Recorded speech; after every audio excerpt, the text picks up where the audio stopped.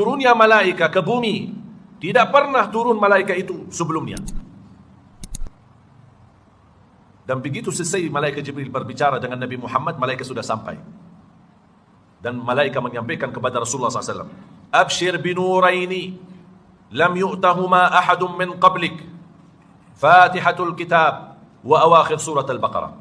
Beritalah gembira untukmu dan umatmu, tidak ada umat dan Nabi sebelummu yang mendapatkan berita itu.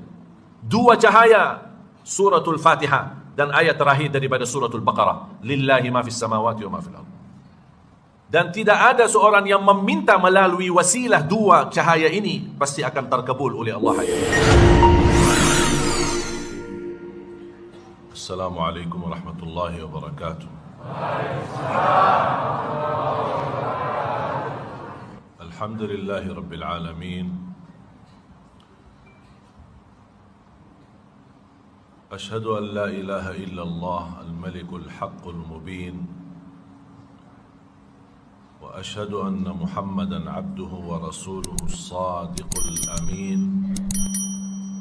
اللهم صل وسلم وبارك على سيدنا محمد وعلى آله وصحبه ومن تبعهم بإحسان إلى يوم الدين. سبحانك لا علم لنا إلا ما علمتنا إنك أنت العليم الحكيم.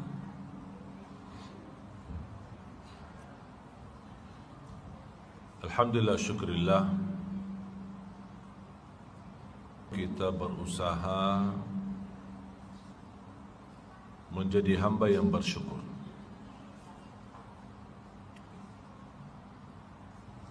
Selalu berusaha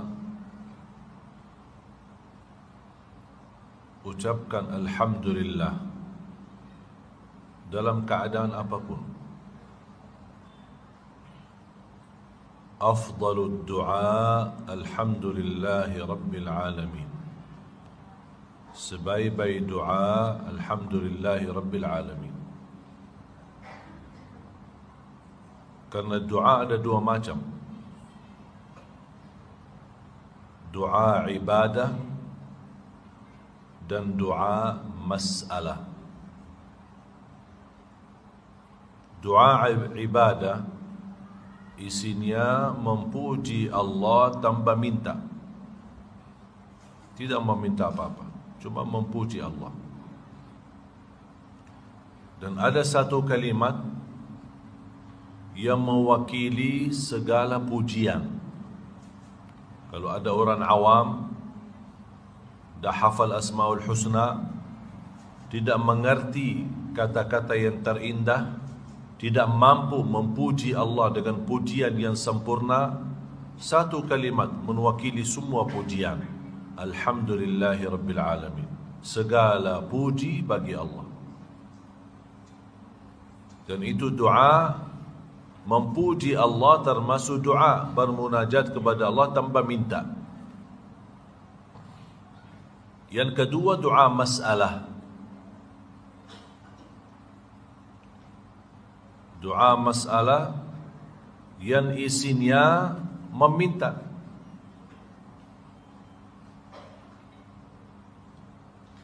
Dan salah satu adab dalam berdoa, mulai dengan doa ibadah, baru boleh doa masalah. Jangan langsung minta.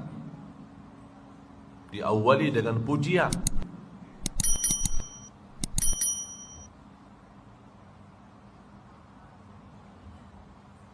Jadilah seperti pengemis di jalan, tukang minta. Kira-kira kalau dia mau minta sama kita gimana caranya? Pak, kasih dong. Atau nangis, tunduk, khusyuk, bahasanya halus. Ya Pak, perut saya sakit Pak, tolong Bu, saya dari kemarin belum makan tuh. Walaupun kita tidak ada niat kasih, akhirnya kita merasa sedih ya. Kasihan, udah kita kasih. Kata Umar bin Khattab radhiyallahu anhu, jadilah seperti anak kecil ketika meminta sama Allah. Anak kecil kalau meminta sesuatu sama orang tuanya, tak pernah putus asa. Mutar sana sini, bolak balik, nangis, buang dirinya, lempar sini, bolak, teriak-teriak, tak pernah berhenti sampai dikasih. Kadang-kadang ibunya bosan. Agar dia diam, udah ambil HP-nya, main sana. Jadilah seperti anak kecil kalau meminta sama Allah.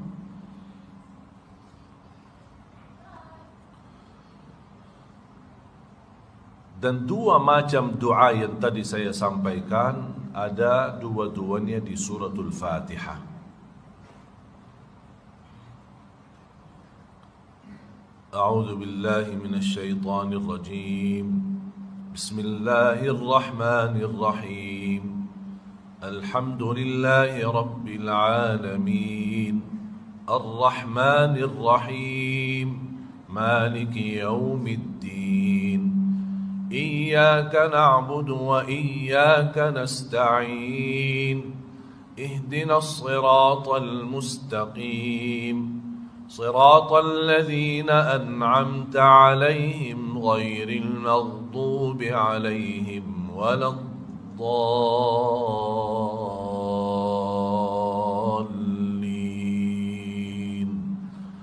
آمين. Surah yang paling agung di dalam Al-Quran, a'zamu suratin fil Quran, Al-Fatihah. Ayat yang paling agung di dalam Al-Quran, ayat kursi. Jadi ada surah yang paling agung, ada ayat yang paling agung. Surah yang paling agung suratul Fatihah.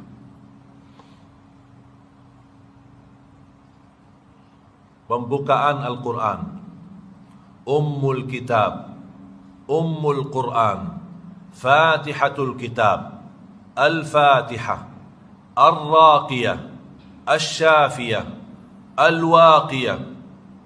Banyak nama-nama suratul Fatihah. Penyembuh, mencegah, perlindungan, ruqyah, Al-Fatihah, Ummul Quran, Ummul Kitab, Fatihatul Kitab. Dan tidak sah salat kita tanpa suratul Fatihah. Bahkan salah satu nama daripada suratul Fatihah, As-Salah. Pernah tahu enggak itu nama suratul Fatihah, As-Salah? Pernah dengar? Belum? Terus selama ini belajar apa? Hadis yang diriwayatkan Imam Tirmizi, hadis yang qudsi, Allah Subhanahu wa taala berfirman, qasamtus salata, aku bagikan salat. Yang dimaksud kata salat di hadis ini adalah suratul Fatihah. Qasamtus salata baini wa baina abdi nisfain. Aku telah membagikan salat itu dua bagian, antaraku dan hambaku. Jadi separuhnya untuk Allah, separuhnya untuk hamba Allah. Fa idza qara'a 'abdi, ketika hambaku, kata Allah, dia membaca alhamdulillahi rabbil alamin, qala Allah hamadani 'abdi. Ketika kita baca alhamdulillahi rabbil alamin, Allah jawab, hambaku telah memujiku. Wa idza qala 'abdi ar-rahmanir rahim, qala Allah majjadani 'abdi, hambaku telah mengagungkanku. Maliki yaumiddin, qala Allah athna 'alayya 'abdi, hambaku telah memuliakanku. Setiap satu ayat Allah jawab. Iyyaka na'budu wa iyyaka nasta'in, qala Allah hadza baini wa baina 'abdi wa li 'abdi ma sa'al. ini urusan antaraku dan hambaku, dan apapun yang dia minta aku berikan. Terus apa yang diminta oleh hamba? Ihdinas siratal mustaqim. Allah jawab, ini untuk hambaku dan aku berikan. Siratal ladzina an'amta alaihim ghairil maghdubi alaihim waladdallin. Qala Allah, hadza li'abdi. Ini untuk hambaku. Amin. Artinya Allahumma stajib. Karena doa dari awal sampai akhir suratul Fatihah berubah doa, makanya diakhiri menjadi stempel, khatam, cap. Amin. Qala Allah. Artinya Allahumma stajib. Qala Allah, qad fa'alt. Aku ijabah. Kesimpulan hadis yang diriwayatkan Imam Tirmizi ini, saya mengambil pelajaran dari hadis qudsi ini. Al-Fatihah adalah dialog antara hamba dan Allah. Makanya salah satu adab dalam membaca suratul Fatihah, jangan sambungkan ayatnya. Harus merasakan setiap ayat yang kita baca Allah jawab. Masa tidak bangga Allah menjawab kita? Beda sama orang, apalagi salat tarawih, buru-buru. Allahu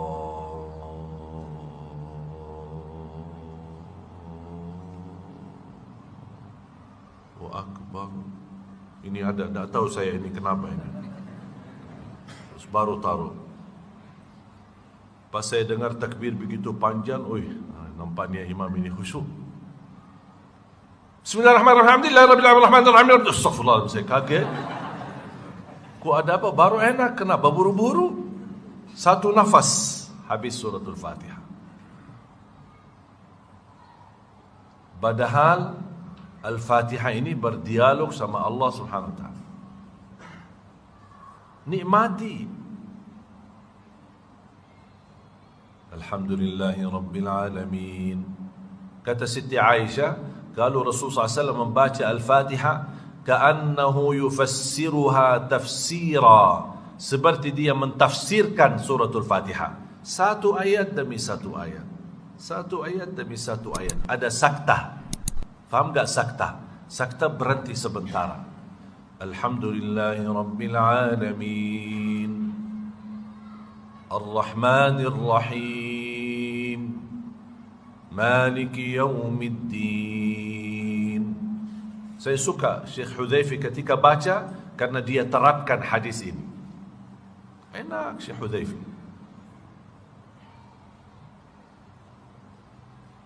Iyyaka na'budu wa iyyaka nasta'in. Ihdinas siratal mustaqim.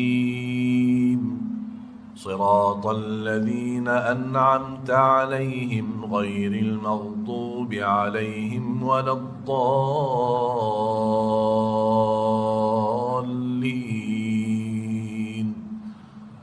Amin. Beliau sekarang diangkat, diberikan penghargaan imam yang tertua, senior.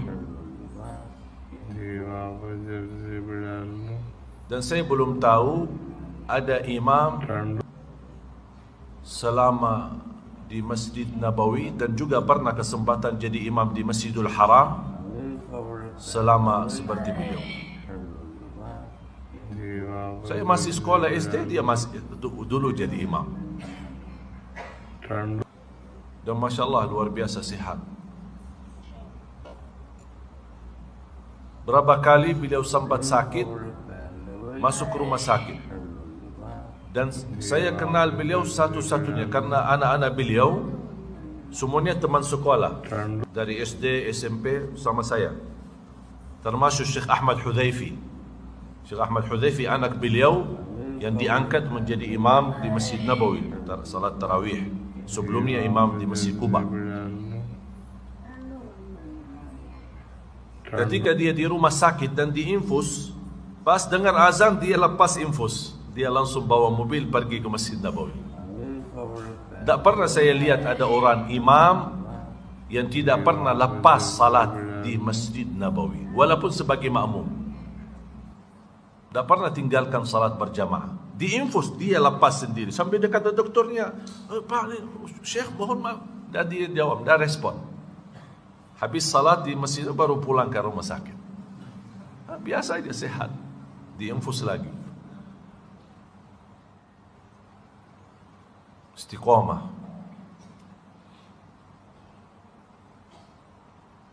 Mungkin ada lebih dari 40 atau 50 tahun jadi imam. Anugerah luar biasa. Jadi suratul Fatihah berupa doa dan dialog sama Allah Subhanahu wa taala. Rasulullah SAW pernah di saat duduk bersama malaikat Jibril dan ada beberapa sahabat,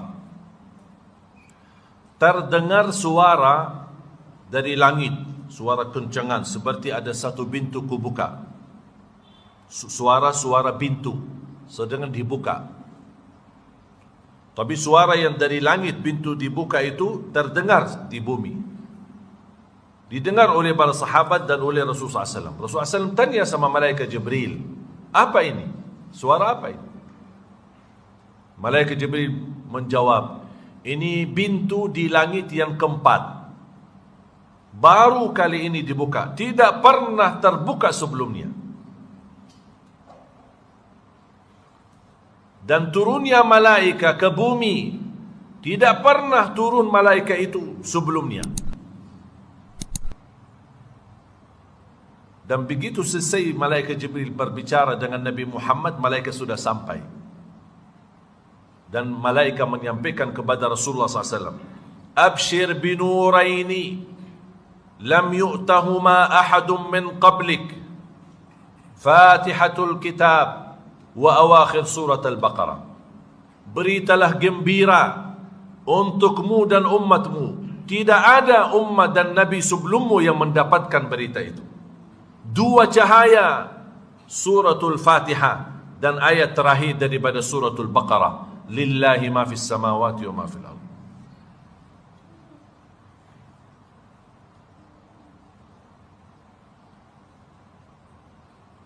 Dan tidak ada seorang yang meminta melalui wasilah dua cahaya ini pasti akan terkabul oleh Allah hajatnya. Yang tidak bisa doa,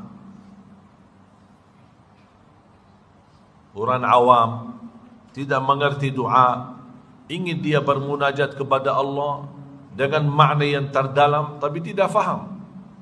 Al-Fatihah menwakili semua doa. Karena dari awal Al-Fatihah sampai selesai doa.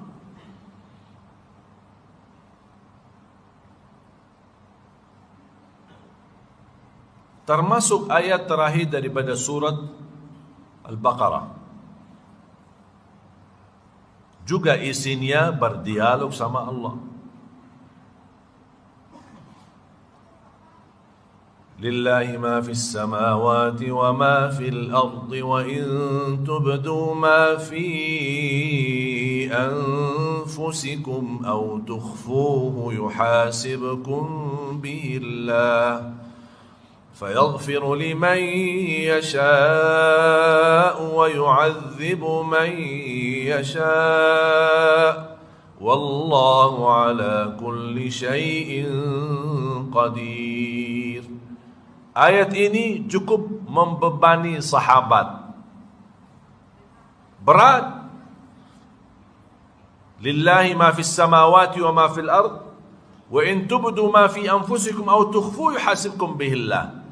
Apa yang kamu ucapkan, apa yang kamu simpan di hati, apa yang kamu diamkan dalam hatimu bakal dihisab oleh Allah. Jadi bukan hanya yang kita kerjakan, bukan hanya yang kita amalkan, bukan hanya yang kita ucapkan, yang tersimpan dalam hati ada rasa sakit, dengki terhadap orang lain, bakal dihisab. Hati-hati.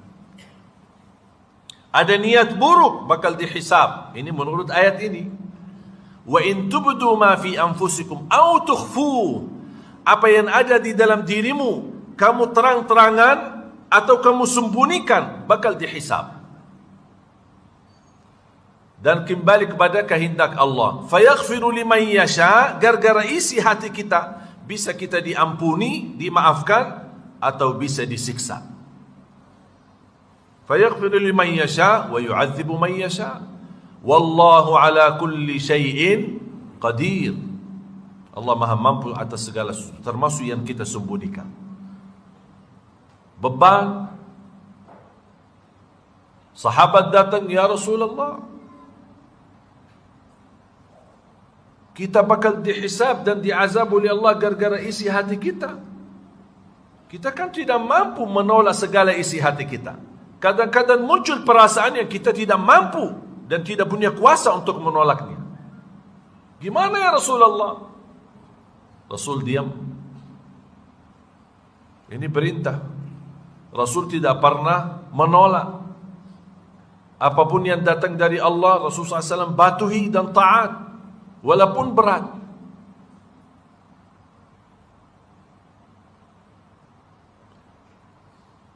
Sampai Rasulullah SAW ketika sudah melihat para sahabatnya merasa keberatan untuk menerima ayat ini, kan sangat sulit.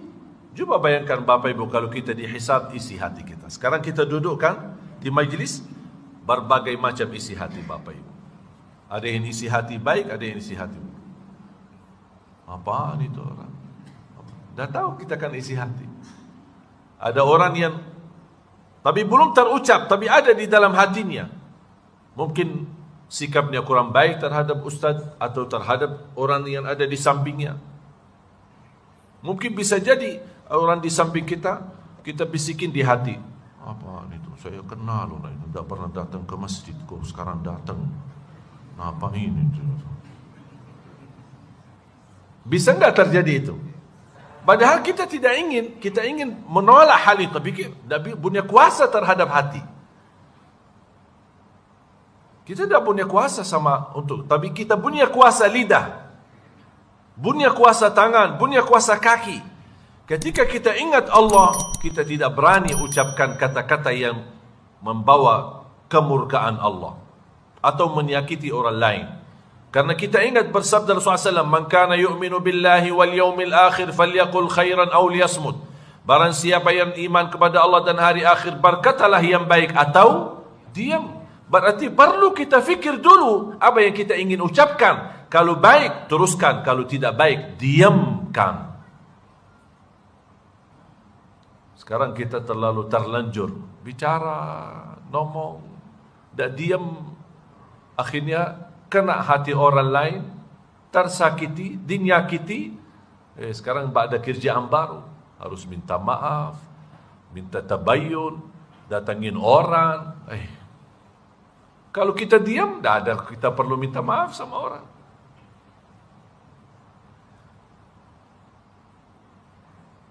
Sampai Rasulullah SAW ingin menyampaikan pesan. Ini perintah Allah dan saya taati. Sami'na wa ata'na. Ya Rasulullah, sami'na wa ata'na. Ya Rasulullah, sami'na wa ata'na. Itu aja jawab Rasul. Sami'na wa ata'na. Sampai sahabat melihat Rasul tidak merespon dan tidak menjawab apa yang diinginkan oleh mereka agar diringankan oleh Allah. Tapi Rasulullah SAW ingin mengajarkan sahabat untuk menjadi hamba yang patuh dan taat. Sami'na wa ata'na. Sami'na wa ata'na. Akhirnya sahabat ikut. Sami'na wa ata'na. Sami'na wa ata'na. Sami'na wa ata'na. Sampai tulus hati mereka menerima firman Allah itu walaupun beban. Apa yang terjadi? Allah kan sangat sayang dengan umat Nabi Muhammad SAW. Makanya Allah turunkan ayat selanjutnya menghapuskan hukum yang sudah tidak berlaku. Lillahi ma fis samawati wa ma fil ardi sebagai hukum, dihapuskan dengan ayat selanjutnya. Tapi Allah gambarkan peristiwa yang terjadi sama Rasulullah dan sahabat. Amanar Rasulu. Nah, Rasul sudah percaya. Ini kan perintah Allah. Saya tidak berani nolak. Saya percaya. Ternyata bukan hanya Rasul yang percaya, tapi juga orang beriman yang percaya. Yang dimaksud mu'minun adalah sahabat di ayat itu. Amanar Rasulu bima unzila ilaihi min rabbihi. Siapa? Wal mu'minun. Ini sahabat. Mereka sudah percaya. Awal langkah mungkin berat, tapi karena diikuti apa kata Rasulullah. Amana ar-rasulu bima unzila ilaihi min rabbih wal mu'minun kullun amana billahi wa malaikatihi wa kutubihi wa rusulihi la nufarriqu baina ahadin min rusulihi wa qalu. Berarti yang terjadi ketika turun lillahi ma fis samawati wa ma fil ard, Allah gambarkan di ayat selanjutnya. Wa qalu, siapa wa qalu? Siapa yang berkata-kata? Nabi Muhammad dan sahabat. Wa qalu sami'na wa ata'na. Terus ghufranaka. Kenapa ada kata ghufranaka?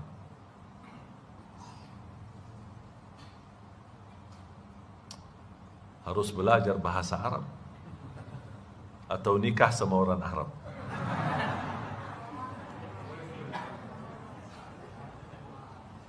Kenapa ada kata ghufranaka? Karena ketika ayat lillahi turun pertama kalinya, ada sebagian sahabat merasa beban dan berat.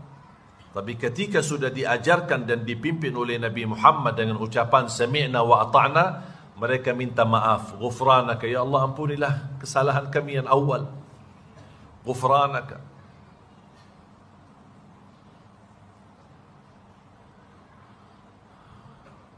Ghufranaka Rabbana wa ilaikal. Makanya ketika sudah terlihat ketulusan dan keikhlasan, kata sami'na wa ata'na, dan memohon ampun terhadap sikap yang awal yang muncul ketika turunnya lillahi ma fis samawat, Allah menghapuskan hukum ayat tersebut dengan firman la yukallifullahu nafsan illa wus'aha. Ini kan sebab nuzulnya ceritanya. Laha ma kasabat wa 'alaiha maktasabat. Sudah tidak lagi dihisab isi hati kita. Apa yang kamu kerjakan baik dapat pahalanya, buruk dapat dosanya. Faman ya'mal mithqala dzarratin khairan yara wa man ya'mal mithqala dzarratin syarran. Kalau hanya dalam bisikan hati, mungkin ada bisikan yang tidak enak, bisikan kotor atau hal-hal yang kita ingin tolak, tapi kita tidak punya kuasa terhadap hati. Tenang, Allah maafkan. Selama belum dikerjakan. Laha ma kasabat wa 'alaiha maktasabat. La yukallifu Allahu nafsan illa wus'aha laha ma kasabat wa 'alaiha maktasabat. Rabbana la tu'akhidhna in nasina aw akhta'na. Ya Allah maafkan kalau kami lupa atau ada yang salah. Rabbana wa la tahmil alaina isran kama hamaltahu ala alladhina min qablina. Ya Allah jangan terjadi beban bagi kami sebagaimana ummah-ummah yang terdahulu. Rabbana wa la tuhammilna ma la taqata lana bih. Jangankan beban kepada kami yang kami tidak mampu kerjakan. Ternyata subhanallah Bapak Ibu, setiap ayat yang kita baca ini Allah jawab. Rabbana la tu'akhidna in nasina aw akhta'na. Allah jawab, qad fa'alt. Artinya aku laksanakan, aku ijabah. Rabbana wa la tahmil alaina isran kama hamaltahu ala alladhina min qablina qad fa'alt. Makanya berhenti, ada saktah, pelan-pelan. Hayati sedang berdialog dengan Allah Subhanahu wa taala. Rabbana wa la tuhammilna ma la taqata lana bih. Qala Allah qad fa'alt. Wa'fu 'anna waghfir lana warhamna anta maulana fansurna 'alal qaumil kafirin. Allah jawab, aku ijabah. Makanya dua cahaya ini ketika kita baca cahaya Al-Fatihah dan ayat terakhir daripada suratul Baqarah perlu kita hayati saat kita membaca. Saya yakin mulai hari ini insya-Allah saya percaya bacaan Bapak Ibu Al-Fatihah setelah ini dan ayat terakhir daripada suratul Baqarah pasti membawa perasaan yang berbeda. Insya-Allah. Karena sudah faham ceritanya, sudah faham asal usulnya ada apa ini. Kita nikmati.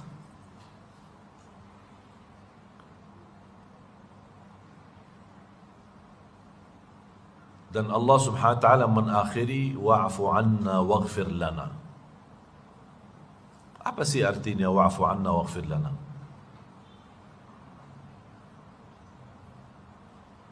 Bisa kira-kira jelaskan Bapak Ibu? Wa'fu 'anna artinya apa? Jangan takut, apa-apa. Biasa aja. Kita kan dialog. Wa'fu 'anna artinya maafkan. Waghfir lana artinya ampunkan. Beda enggak? Beda enggak?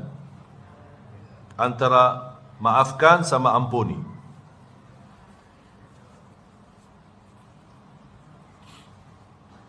Beda enggak? Ada bedanya? Di mana ada bedanya? Tunjukkan. Tunjukkan bedanya. Karena tidak mungkin kalimat yang maknanya sama, buat apa dia ulang dua kali? Pasti ada makna berbeda, makanya ada dua kalimat. Dan mungkin dia ada satu makna. Contoh, saya kasih contoh. Bismillahirrahmanirrahim. Alam nashrah laka sadrak wa wada'na 'anka wizrak alladhi anqadha dhahrak wa rafa'na laka dhikrak fa inna ma'al 'usri yusra. Inna ma'al usri yusra. Kalimat sama. Terulang berapa kali? Beda makna atau tidak? Sama atau tidak? Bu, sama atau tidak? Sama? Yang bilang sama angkat tangan. Tak apa-apa, saya tidak akan hukum sih. Yang bilang maknanya sama, karena ayatnya mirip, kalimatnya sama. Al-usur, al-usur, yusra, yusra. Yang berkata sama, angkat tangan. Tak ada yang mau angkat. Yang berkata berbeda, angkat tangan. Tak juga mau angkat.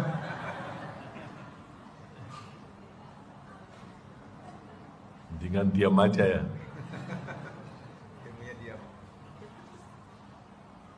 Walaupun kalimatnya sama, tapi maknanya beda.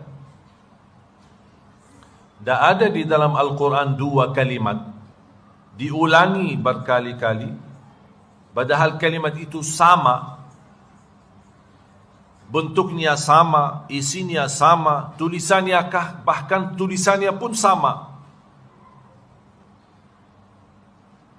Karena Al-Quran itu tidak bermain-main mengulangi kalimat, tapi ada tujuan dan hikmah yang kita belum tahu. Kalau dalam bahasa Arab, ini ilmu buat Bapak Ibu. Kalau ada kalimat terulang 2 kali dengan menggunakan alif lam, apapun kalimat menggunakan alif lam dalam bahasa Arab dan dibawakan kalimat itu 2 kali, al-usr, fa inna ma'al usri wa inna ma'al usri. Nah, sama persis, alif lam ain, alif lam, dua-duanya alif lam, artinya satu.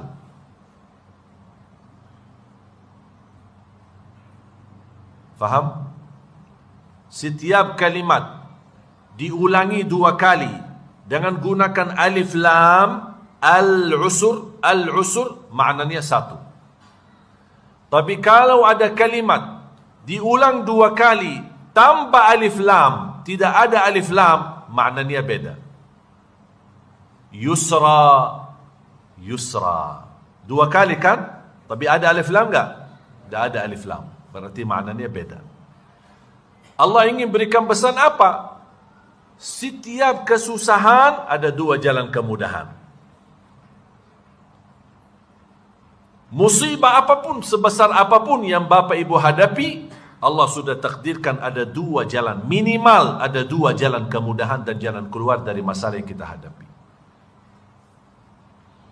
Berarti ayat ini, saya selalu berikan amalan ini bagi orang yang lagi stres, lagi galau, sampai pusing masalah ini gimana solusinya. Saya suruh baca suratul Insyirah. Baca dengan hadirkan kalbu dan ulangi, fa inna ma'al usri yusra. Kesulitan yang saya hadapi satu, tapi Allah berikan janji ada 2 jalan kemudahan. Tapi mendapatkan jalan kemudahan ada proses sabar. Pasti ada jalan kemudahan. Tak mungkin kesulitan selama-lamanya. Tak mungkin ujian selama-lamanya. Termasuk corona bakal selesai. Yang namanya sulit dan bahaya menghadapinya, kehilangan rasa iman. Ini bahaya. Selama masih iman, semua masalah ini kecil. Tapi masalah yang betul besar, kalau sudah kita tidak peduli agama. Apalagi orang Muslim tidak salat. Ini masalah besar.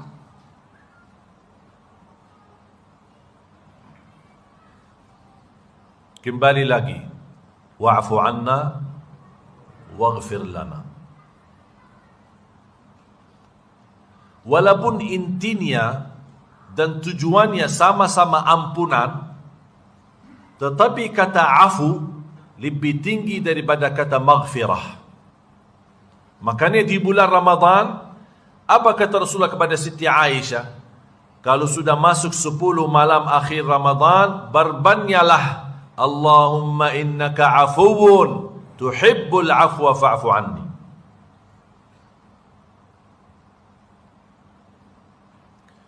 Karena memohon pemaaf artinya terhapus dosa tambah bekas.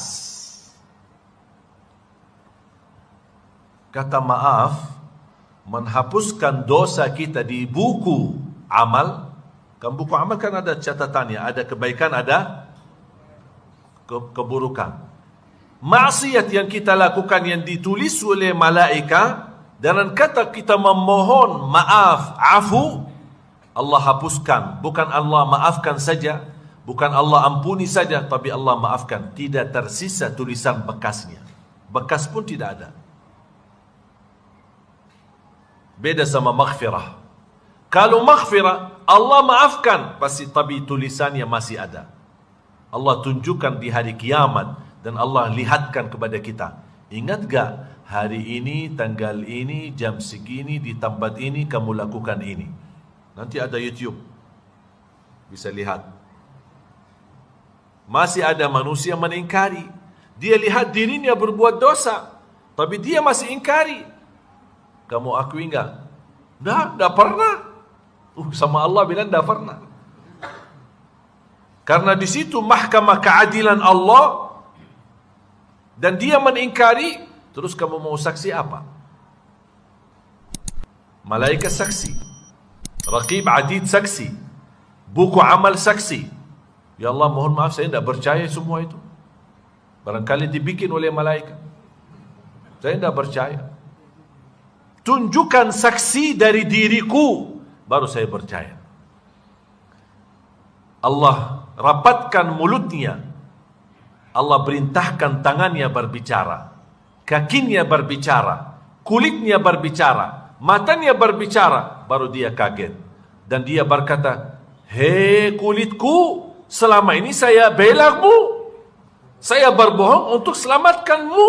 Kok kamu ya sekarang berbicara keburukan saya? وَقَالُوا لِجُلُودِهِمْ لِمَ شَهِدْتُمْ عَلَيْنَا قَالُوا أَنطَقَنَا اللَّهُ الَّذِي أَنطَقَ كُلَّ شَيْءٍ. Ketika mereka protes terhadap kulitnya sendiri menjadi saksi, dan kata kulitnya, kami diperintahkan oleh Allah untuk berbicara dan kami tidak berani tolak. Bahkan bumi pun berbicara. Idza zulzilatil ardu zilzalaha wa akhrajatil ardu athqalaha wa qala al insanu ma laha yawma idzin tuhadditsu akhbaraha. Memberikan berita-berita. Bumi memberikan berita. Makanya ketika ulama memahami ayat ini suratul Zalzalah, dia berbanyak pindah posisi ketika salat. Salat wajib di sini, kalau salat sunnah dia pindah ke sana, pindah ke sana. Buat apa? Memperbanyak saksi bumi dalam kebaikan.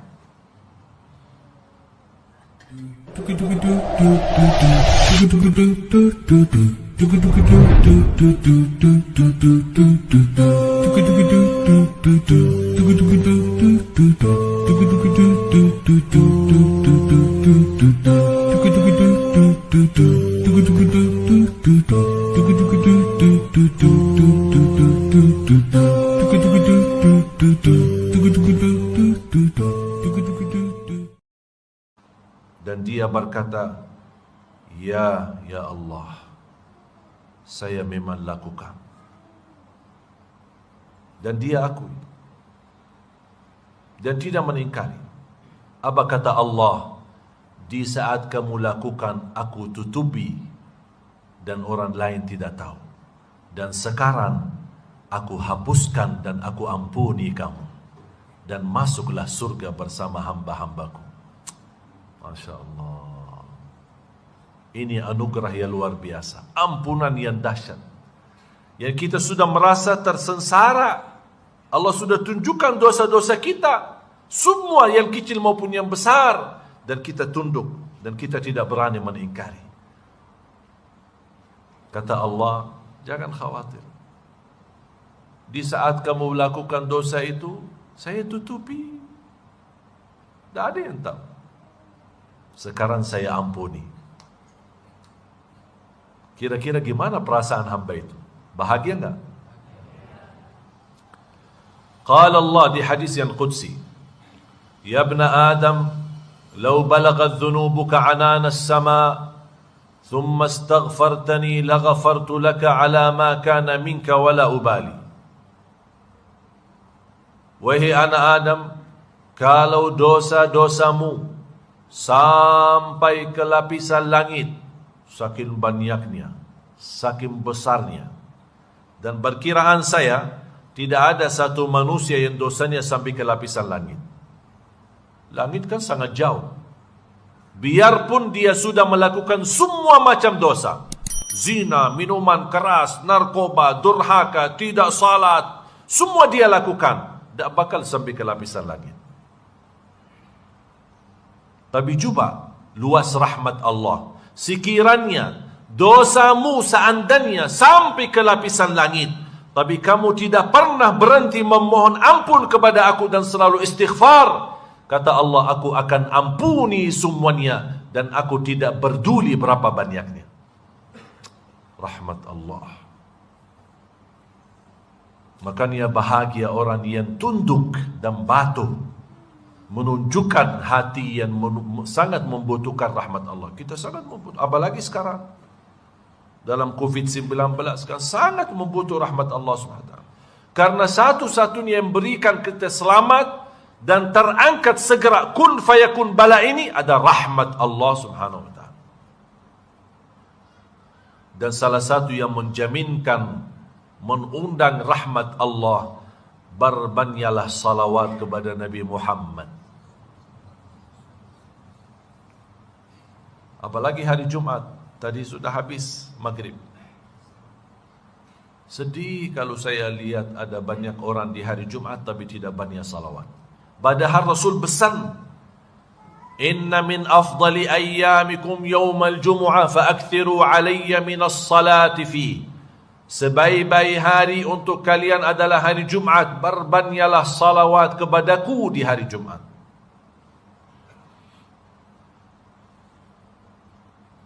Ulama menyampaikan minimal batas banyak adalah 300 ke atas.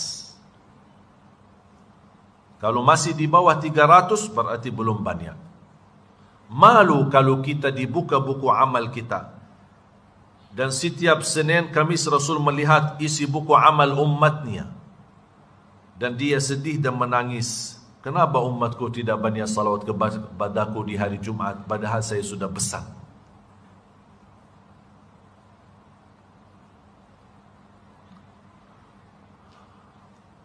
Man salla alayya wahida sallallahu alaihi bi ashra. Diriwayatkan Imam Muslim. Barang siapa yang salawat satu kali kepadaku, akan Allah balas 10 kali rahmat. Ini rahmat yang kita butuhkan. Nabi Muhammad kan rahmat. Nabi Muhammad rahmat tidak? Rahmat. Jangankan rahmat untuk kita, rahmat untuk semesta alam. Rahmatan lil alamin. Manfaatkan rahmat ini, undanglah rahmat ini. Memang beliau sudah tidak ada, meninggal dunia, tapi kita bisa mendapatkan rahmat, wasilah salawat kepada beliau sallallahu alaihi wasallam. Kalau di hari Jumat, saya punya kebiasaan tidak mengamalkan zikir apapun selain salawat.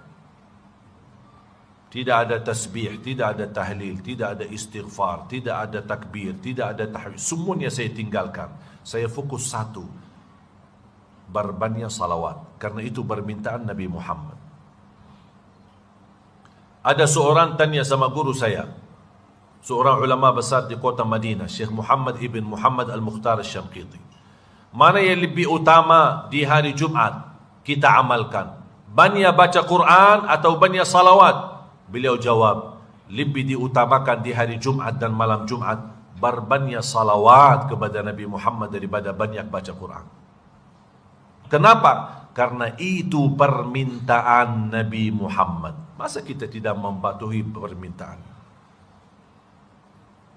Bahkan menjadi salah satu tanda cintaan kita kepada Nabi Muhammad.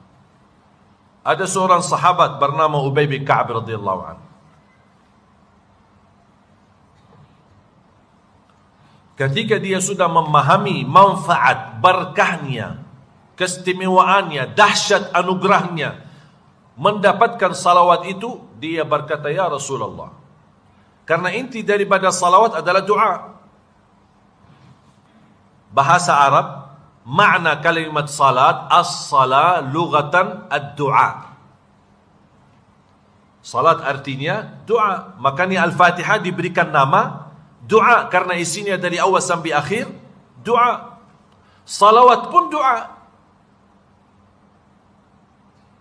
Bukan dihitung sebagai zikir, tapi dia doa. Beda sama zikir yang lain. Bagaimana kita bisa memahami salawat itu doa?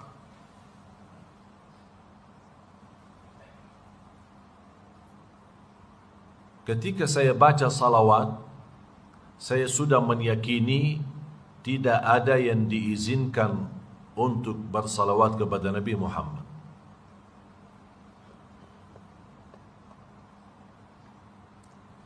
Bapak Ibu, bisa enggak salawat kepada Rasul? Bisa? Mana bisa? Ayo tunjukkan. Tunjukkan kepada saya.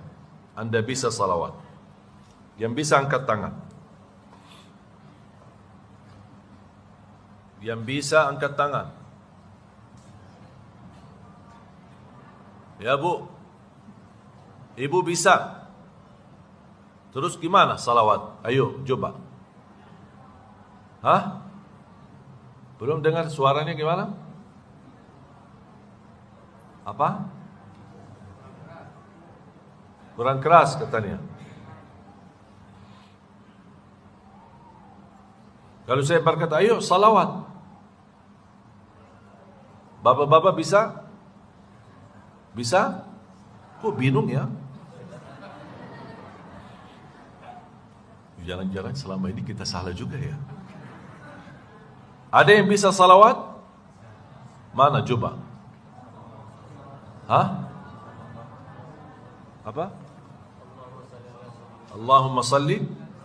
Oh, berarti tidak bisa. Tidak bisa, itu bukan namanya bisa. Bisa tasbih? Coba. Subhanallah. Oh, bisa. Tahmid? Tahlil? Takbir? Oh, bisa. Salawat? Oh, dah bisa.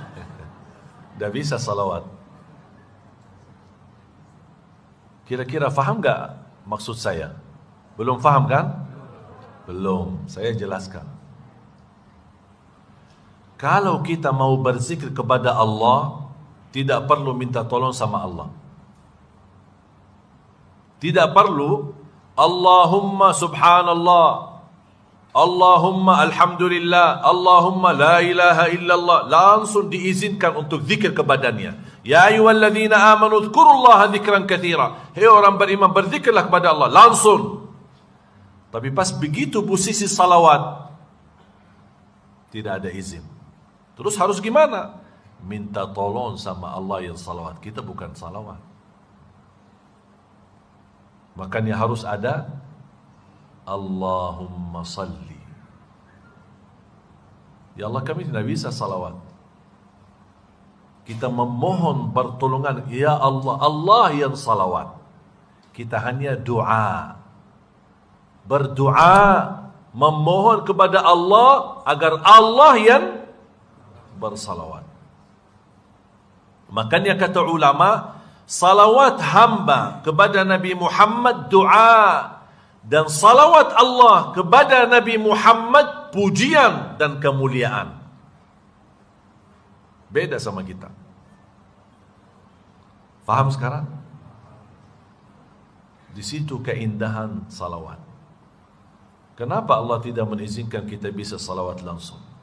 Saya mengambil, wallahu a'lam, karena tidak ada manusia yang layak atau bisa memberikan haknya Nabi Muhammad dan kemuliaan Nabi Muhammad. Hanya Allah saja yang benar-benar tahu haknya Nabi Muhammad itu seperti apa. Kemuliaan Nabi Muhammad seperti apa. Kita tidak tahu. Selama ini kita berkata cinta Nabi Muhammad, ternyata cintaan kita masih biasa-biasa. Allah yang benar sungguh cinta Nabi Muhammad. Makanya Allah tidak pernah berhenti. Bahkan satu-satunya ibadah dibandingkan seluruh ibadah, Allah memerintahkan hambanya untuk salat, tapi tidak ada ayat atau hadis menunjukkan Allah salat. Allah perintahkan haji, tapi tidak ayat yang menjelaskan Allah sudah haji. Allah perintahkan puasa, tapi tidak ada hadis atau ayat menunjukkan Allah puasa. Satu-satunya ibadah yang Allah perintahkan, tapi sebelumnya Allah sendiri laksanakan, itu salawat kepada Nabi Muhammad. Itu menunjukkan apa? Betapa mulianya Nabi Muhammad di sisi Allah. Inna Allah wa malaikatahu yusalluna ala nabi. Makanya ketika dengar ayat ini, semestinya kita bereaksi apa?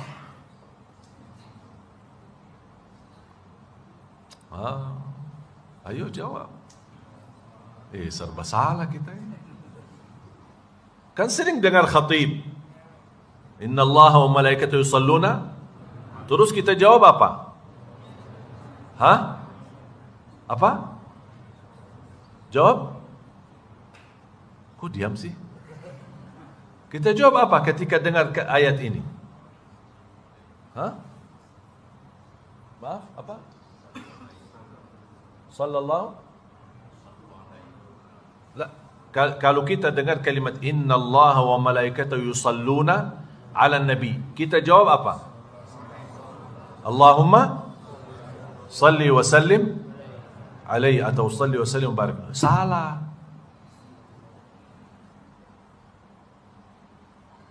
Saya sering perhatikan, apalagi pas khatib di khutbah kedua, Ibadallah inna Allah wa malaikatahu yusalluna ala nabi, di masjid, Allahumma salli wa sallim alaihi sallallahu alaihi. Betul kan? Kurang tepat.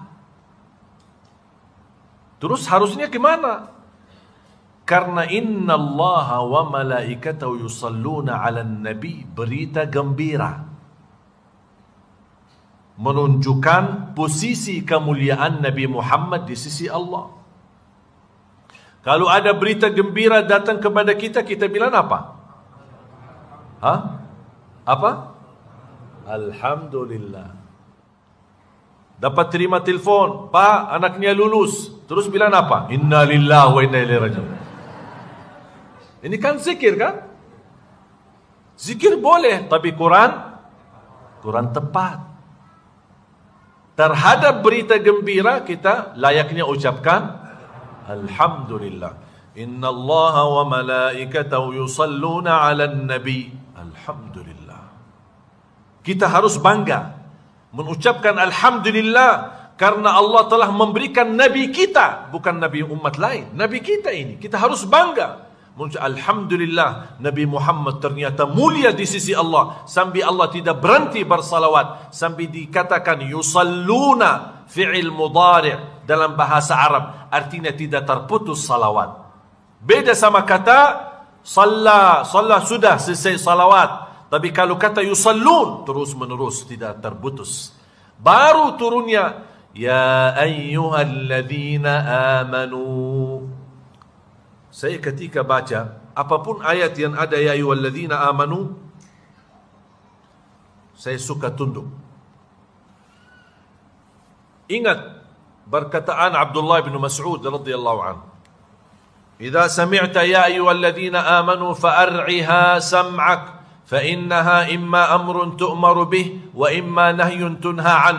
Kalau dengar firman Allah ya ayyuhalladzina amanu, dengarlah baik-baik, karena habis ya ayyuhalladzina amanu ada perintah atau larangan. Ketika saya baca ya ayyuhalladzina amanu, ada apa ya Allah? Ini kan panggilan. Hei orang beriman. Harus Bapak Ibu belajar, rasakan panggilan ini adalah untukmu, bukan untuk orang lain. Allah panggil saya, hei orang beriman. Ya, ada apa ya Allah? Sami'na wa ata'na ya Allah. Saya siap mentaati perintahmu ya Allah, menjauh dari laranganmu ya Allah. Sallu alaihi wa sallimu taslima. Kita segera buktikan sami'na wa ata'na. Karena sudah dengar, harus buktikan taatnya. Jangan seperti orang Yahudi, sami'na wa asayna. Kami dengar tapi kami maksiat, kami tolak. Ya ayyuhalladzina amanu, sami'na wa ata'na. Ada apa ya Allah? Perintahmu. Kami siap ya Allah. Saya siapkan jiwa saya, hati saya. Sallu alaihi wa sallimu taslim. Allahumma salli ala Sayyidina Muhammad. Terasa indahnya ayat ini, yang kita sering kali kita mendengarnya, tapi barangkali belum terasa di hati kita. InsyaAllah mulai hari ini terasa. Kira-kira sudah faham Bapak Ibu bagaimana bisa menghayati Al-Fatihah? Setiap satu ayat rasakan Allah sedang menjawab kita. Ayat terakhir daripada suratul Baqarah, Allah juga menjawab kita dan meringankan dari beban hukum lillahi ma fis samawat, menjadi ringan dan terhapus hukumnya. Makanya di dalam ilmu Quran disebut kata nasikh mansukh. Faham tak nasikh mansukh? Nasikh mansukh artinya ada hukum tapi sudah dihapuskan dengan hukum yang lain, sudah tidak berlaku. Sama seperti ayat puasa, ayyaman ma'dudat faman kana minkum maridan aw ala safarin fa'iddatun min ayyamin ukhar. Ketika turunnya perintah puasa Ramadan, tidak wajib, masih boleh puasa, boleh tidak puasa. Tapi kalau tidak mau puasa, ganti dengan fidyah. فَمَنْ كَانَ مِنْكُمْ مَرِيضًا أَوْ عَلَى سَفَرٍ فَعِدَّةٌ مِنْ أَيَّامٍ أُخَرَ وَعَلَى الَّذِينَ يُطِيقُونَهُ فِدْيَةٌ طَعَامُ مِسْكِينٍ فَمَنْ تَطَوَّعَ خَيْرًا لَهُ فَهُوَ خَيْرٌ لَهُ. Kalau kamu fidyah, boleh. وَأَنْ تَصُومُوا خَيْرٌ لَكُمْ, dan puasa itu lebih baik. Ini kan namanya mansukh. Turunnya ayat selanjutnya menghapuskan hukum ayat itu, menjadi ditetapkan kewajiban, tidak ada pilihan. Syahrul Ramadan alladhi unzila fihi al-Qur'anu hudan lin-nas wa bayyinatin minal huda wal furqan faman syahida minkumus syahra falyasum. Wajib. Tidak ada pilihan. Pilihannya untuk siapa? Yang sakit maupun musafir. Yang tidak sanggup, ganti dengan bayar fidyah. Itu yang disebutkan kata nasikh mansukh. Hukum yang berlaku dihapuskan karena mungkin dibebankan, dihapuskan menjadi ayat selanjutnya menghapuskan hukum ayat yang sebelumnya. Itulah Bapak Ibu inti daripada perjuangan kami dalam dunia tahfizul Quran. Kami bukan mengajarkan anak-anak dan orang di bawah binaan kami untuk belajar hafal saja. Hafal tapi buta hafalannya. Tapi kami ingin hafal dan faham. Bisa merasakan di dalam hatinya ayat-ayat suci Al-Quran. Bisa menangis ketika salat membawa ayat suci Al-Quran. Bahkan bisa membuat jamaah pun menangis karena mendengar ayat-ayat suci Al-Quran. Apa kata Rasulullah SAW? Yang disebutkan kata qari, kata Rasulullah SAW, man idza sami'tumuhu yaqra'il Qur'an hasibtumuhu yakhsha Allah. Kata Rasulullah, qari itu yang membacakan Al-Quran, ketika kita mendengar bacaannya, kita merasa kekhusyuan dalam hati kita. Dan tidak mungkin orang bisa merasa kekhusyuan sebagai pendengar kalau yang membacanya pun dia belum khusyuk. Bagaimana dia bisa khusyuk? Dia belum faham. Makanya khusyuk yang dibawakan oleh pembaca akan mempengaruhi orang yang mendengar. Itulah inti dari program kami. Mohon doa restu. InsyaAllah target kami mencetak 1 juta penghafal Al-Quran untuk Indonesia, negeri kita tercinta. Itulah inti dari program kami. Mohon doa restu.